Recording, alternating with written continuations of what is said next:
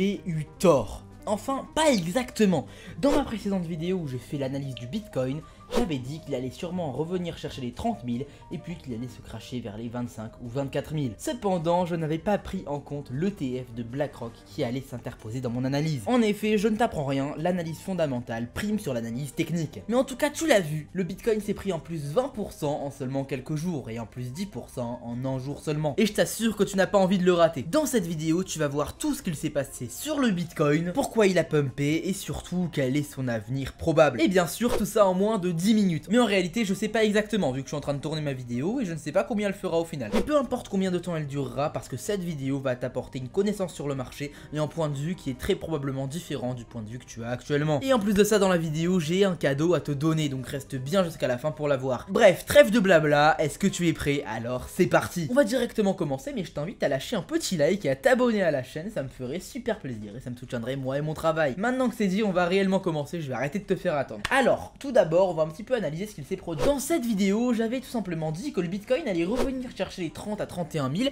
puis qu'il allait directement se diriger vers les 25 ou 24 000. Et donc ça me fait bizarre parce que c'est la première fois que je me trompe sur une analyse du Bitcoin que je partage publiquement. Forcément, fallait bien que ça arrive un jour, mais je pensais pas sur celui-là. Donc qu'est-ce qu'il s'est passé pour avoir ce gigantesque pump qui a fait plus 30%? C'est extrêmement simple. Je te remets dans le contexte. BlackRock a demandé un ETF pour pouvoir investir dans le Bitcoin. Alors pour ceux qui ne savent pas ce qu'est un ETF, c'est super simple. Un ETF, Exchange Traded Fund, également appelé tracker, est un fonds indiciel qui cherche à suivre le plus fidèlement possible l'évolution d'un indice boursier à la hausse comme à la baisse. Les ETF sont des fonds d'investissement émis par des sociétés de gestion et agréés. Ce que je viens de lire vient du coup de l'AMF, donc l'autorité des marchés financiers. Je suppose que si tu es un débutant dans le domaine, tu n'as pas forcément compris ce que je viens de dire, donc je vais te l'expliquer en langage humain. Les gros fonds d'investissement comme BlackRock ne sont pas forcément libres comme toi et moi d'investir là où ils le souhaitent d'un coup. Ils doivent demander des permissions. Et du coup, c'est exactement le cas pour BlackRock qui a demandé la permission d'investir en crypto-monnaie. Et ce qu'il s'est passé ce jour-là, c'est tout simplement que la demande de BlackRock, donc l'ETF, a été délistée de la DTCC du Nasdaq. Je vais t'épargner les détails, mais en gros, ça veut tout simplement dire que soit la demande a été refusée, soit la demande a été acceptée. Et vu qu'il n'y avait aucune rumeur disant que la demande avait été refusée,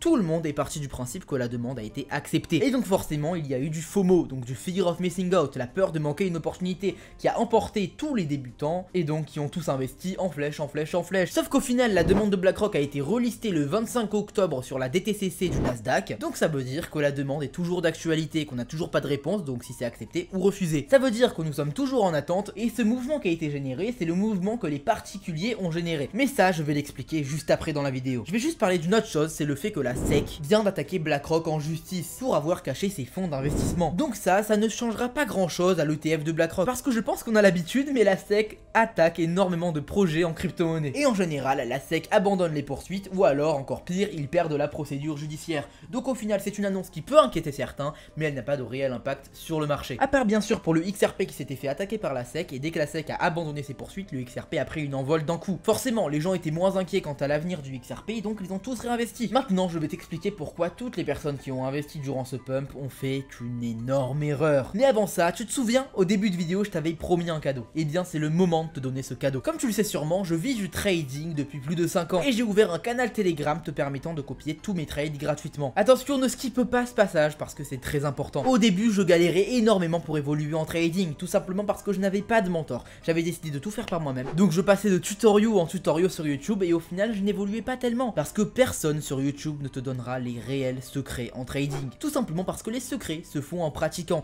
et en pratiquant seul, tu perds énormément d'argent. C'est à ça que sert mon groupe, à te donner les pièces du puzzle et à te montrer dans quel ordre les mettre. C'est aussi ça le rôle du mentor et aujourd'hui je te propose d'être ton mentor en trading. Pour me rejoindre, c'est super simple. Tu as deux liens possibles. Ou alors le groupe Telegram dans la description qui te permettra de voir tous les résultats à moi et aux 390 traders du groupe. Et depuis ce groupe Telegram là, tu pourras m'envoyer un message privé et me demander de rejoindre le groupe gratuitement. Et si tu n'as pas Telegram ou que tu n'es pas à l'aise avec Telegram, tu as aussi mon serveur Discord qui te permet d'avoir exactement les mêmes choses. Sauf que sur Discord, tout est beaucoup plus ordonné. Bref, tu as vraiment le choix de tout. Même si tu n'as pas confiance au copy trading, je t'invite quand même à faire un tour sur le Discord ou sur le canal Telegram. Ça ne te coûte absolument rien d'aller voir ça. Maintenant que c'est dit et que tu peux prendre cette opportunité, on peut continuer. Ces personnes-là ont fait une erreur tout simplement parce qu'elles ont FOMO. Tu connais sûrement le proverbe Buy the rumors, sell the news. Ça veut tout simplement dire achète la rumeur et vends la nouvelle. C'est-à-dire que toutes les personnes qui ont investi dans ce rectangle-là avaient raison. Toutes les personnes qui ont investi au-dessus de ça avaient tort. Tout simplement parce que durant ce rectangle-là,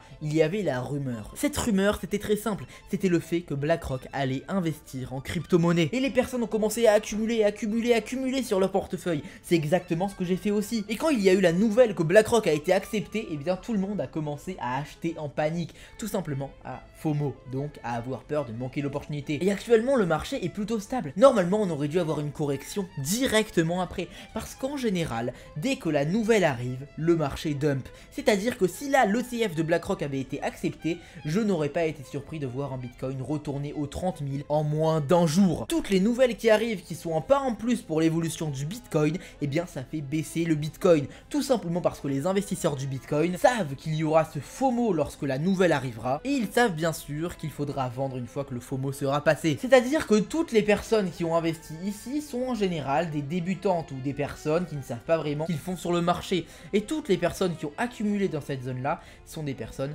qui savent ce qu'ils font.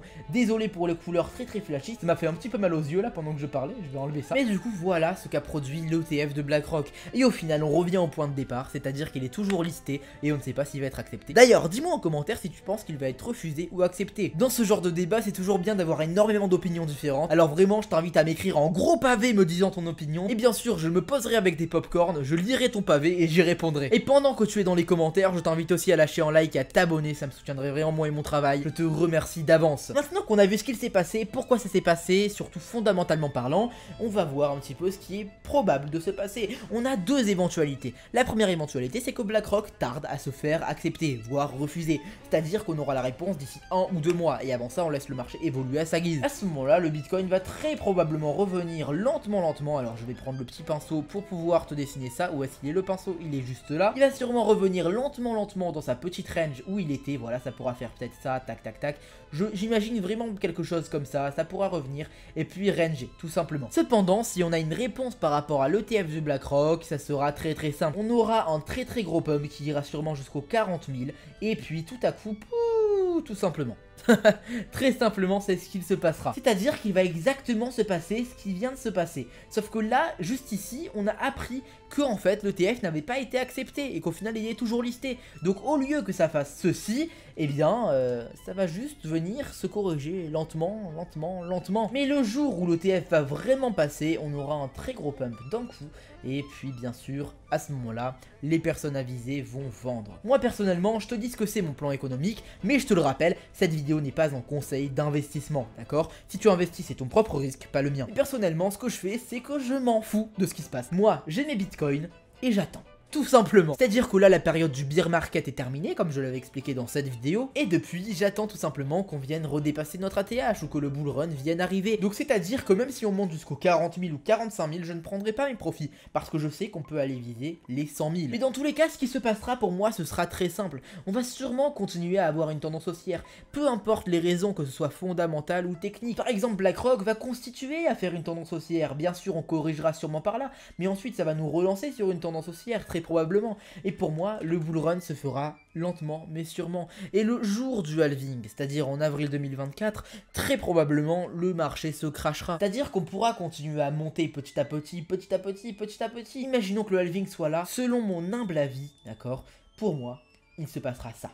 D'accord, en gros dump. Mais le halving au final qu'est-ce que c'est? C'est tout simplement la supply de bitcoin, donc la quantité de bitcoin qu'on peut acheter qui se divise par 2. Donc c'est à dire que le prix du bitcoin est 2 fois plus facile à faire monter. Parce que la plupart des gens en ce moment achètent en se disant j'attends le halving pour le bull run. C'est à dire que tout le monde accumule pour le halving. Et est-ce que tu te souviens du proverbe buy the rumors, sell the news? Eh bien le halving est la rumeur et lorsque le halving arrivera ce sera la news et il faudra sell à ce moment là. Et c'est ce que la plupart des gens vont faire bien entendu.